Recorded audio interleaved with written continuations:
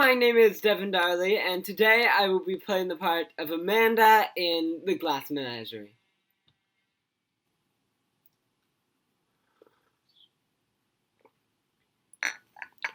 As you know, I was supposed to be inducted into my office at the dawn this afternoon, but I stopped off at Rubikins Business College to speak to your teachers about you having a cold and ask them what progress they thought you were making down there.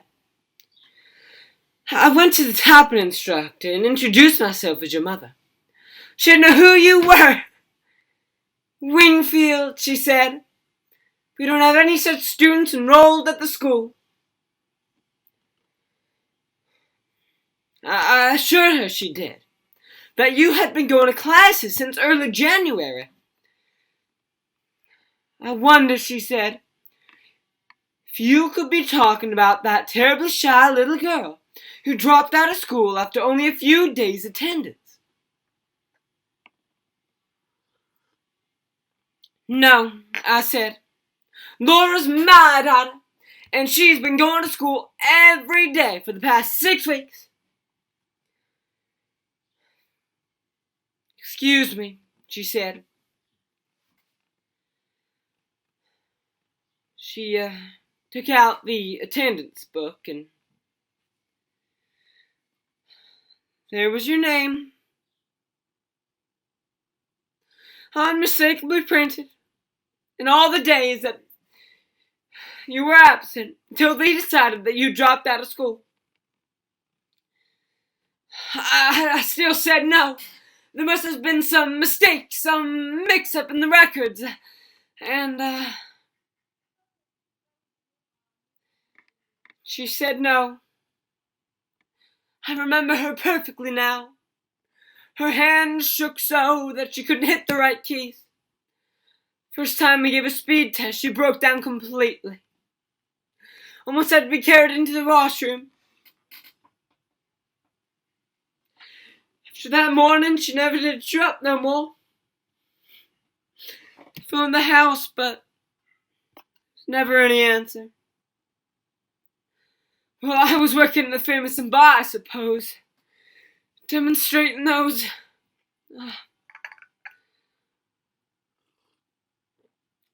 I felt so weak I could barely keep on my feet. I had to sit down when they got me a glass of water.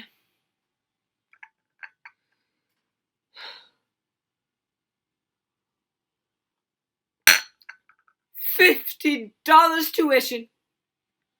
All our plans, hopes, and ambitions for you just gone up the spout. Gone up the spout like that. So what are we gonna do the rest of our lives? Stay home and watch the parades go by? Amuse ourselves with the glass menagerie, darling.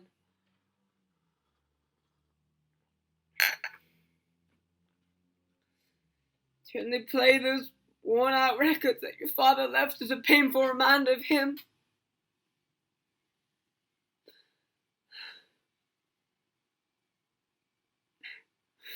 We won't have a business career. We've given that up because it gives us nerve and indigestion.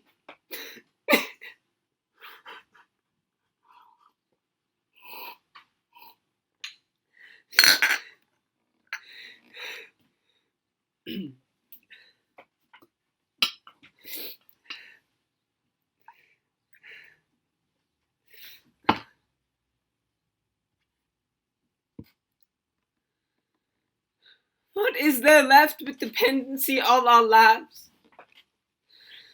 I know so well what becomes of unmarried women. Barely tolerated spinsters living upon the grudge and patronage of sister's husbands or brother's wife.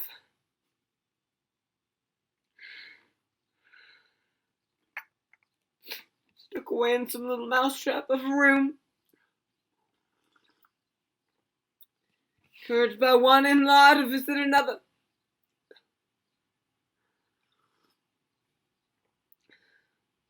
Little bird-like women without any nest, in the crest of humility all their life.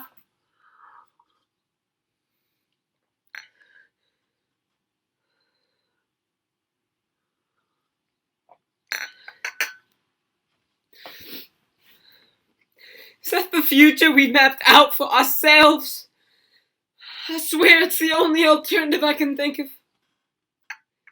And is it a very pleasant alternative now, is it?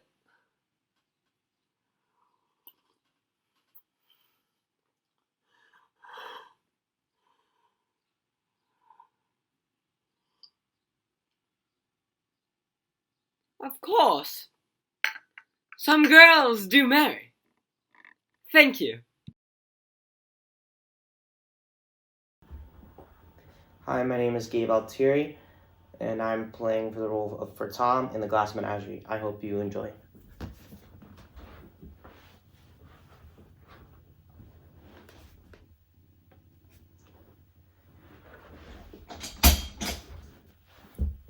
Yes, I have tricks in my pocket. I have things in my sleeves. But I am the opposite of stage magician. He gives you the illusion that has the appearance of truth. I give you the truth in the pleasant disguise of illusion. To begin with, I turn back time. I reverse it to the quaint period, the 30s, when the huge middle class of America was matriculating to a school for the blind.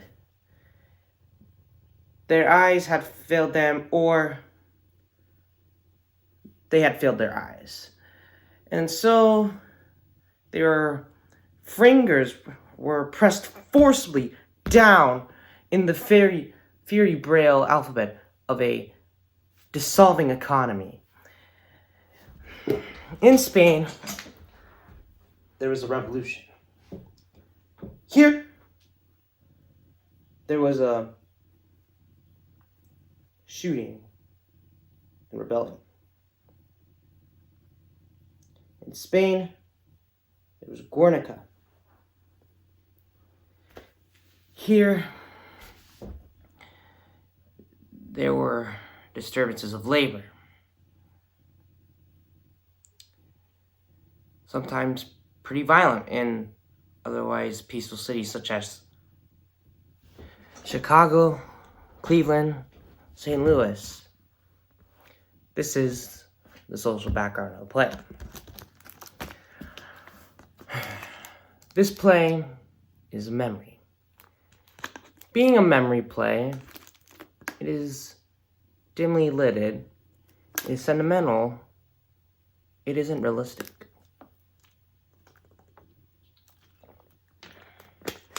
In memory, everything seems to happen in music.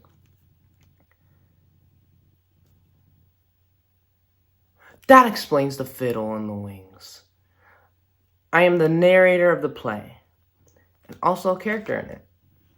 The other characters are my mother, Amanda, my sister, Laura, and a gentleman caller who appears in the final scenes. He is the most realistic character in the play, being an emissary from a world of reality that we were somehow set apart from. But since I have a poet's weakness for symbols, I am using this character also as a symbol. He's the long delayed, but always expected something that we live for. There's a fifth character in the play who doesn't appear except in this larger-than-life size photograph over the mantle. This is our father, who left us a long time ago. He was a telephone man who fell in love with long distances. He gave up his job with the telephone company and skipped the light fantastic and out of town. The last we heard from him was a picture postcard from Mazatlan, with the Pacific coast of Mexico, containing only 2 words. Hello and goodbye. I think the rest of the play will explain itself. Thank you.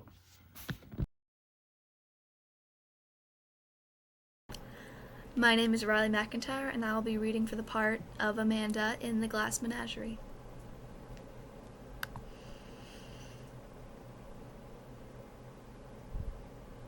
Well, well, well. So this is the Mr. O'Connor. Introduction's entirely unnecessary. I've heard so much about you from my boy.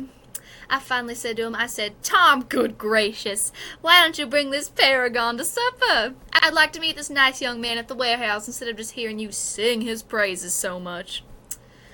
I don't know why my son is so standoffish. That's just not Southern behavior. Let's sit down.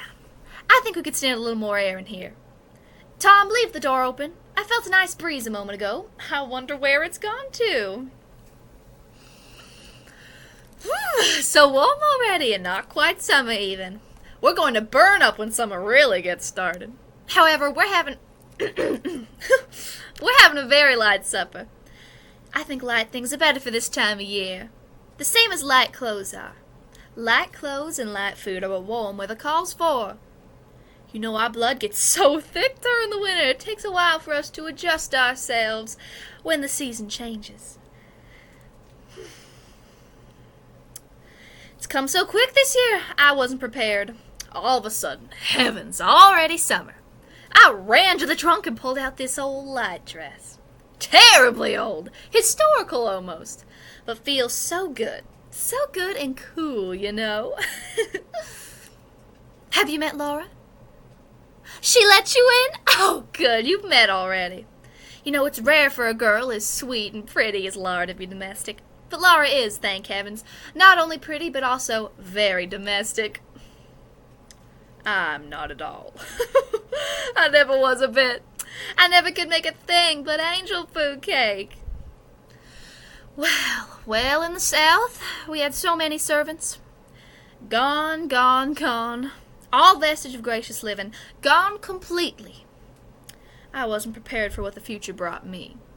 All of my gentlemen callers were sons of planters, and so of course I assumed that I'd be married to one and raise my family on a large piece of land with plenty of servants. But man proposes, and woman accepts their proposal.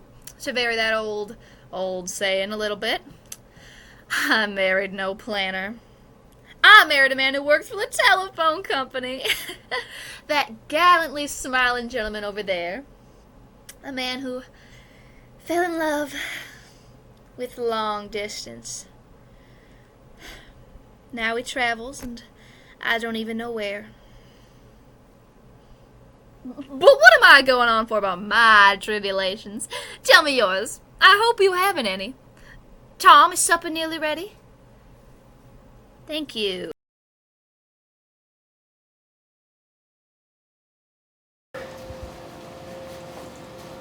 My name is Taylor Wallace. I will be auditioning for the role of Jim O'Connor from the play The Glass Menagerie.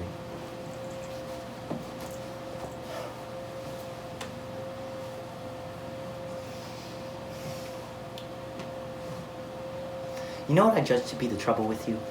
Inferiority complex. I know what that is. That's what they call it when someone low rates himself. I understand it because I had it too, although my call was not so aggravated as yours seems to be. I had it until I took up public speaking, developed my voice, and learned that I had an aptitude for science. Before that time, I never thought of myself as being outstanding in any way whatsoever. Now I've made a regular study of it. But I have a friend who says I can analyze people better than doctors that make a profession of it. I mean, I don't mean that to be necessarily true, but I can sure guess a person's psychology. Laura,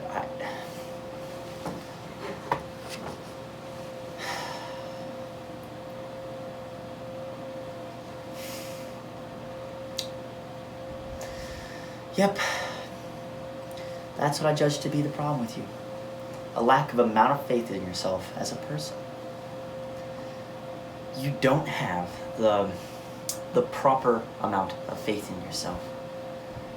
I'm basing that fact on a number of your remarks, and also on certain observations I've made.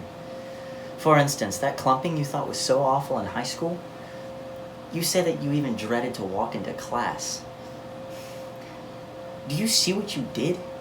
You dropped out of school. You gave up an education because of a clump, which as far as I know was practically non-existent.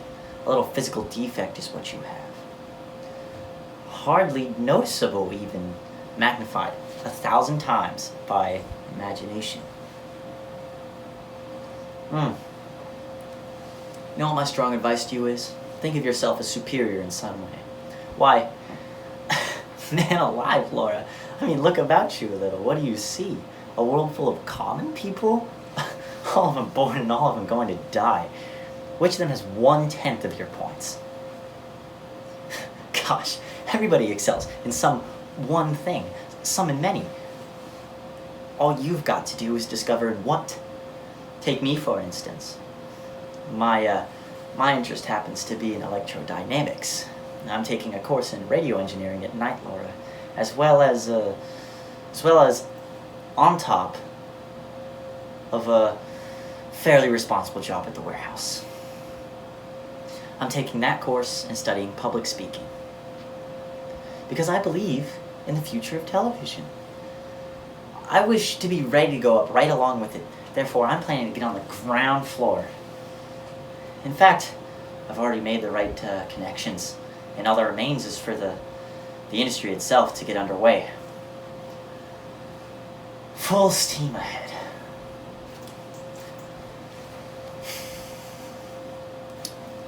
Knowledge. Zip. Money. Zip. Power. Oh, man. I guess you think I must think very highly of myself. But how about you, huh? Isn't there something about you that you take more interest in than anything else? Thank you.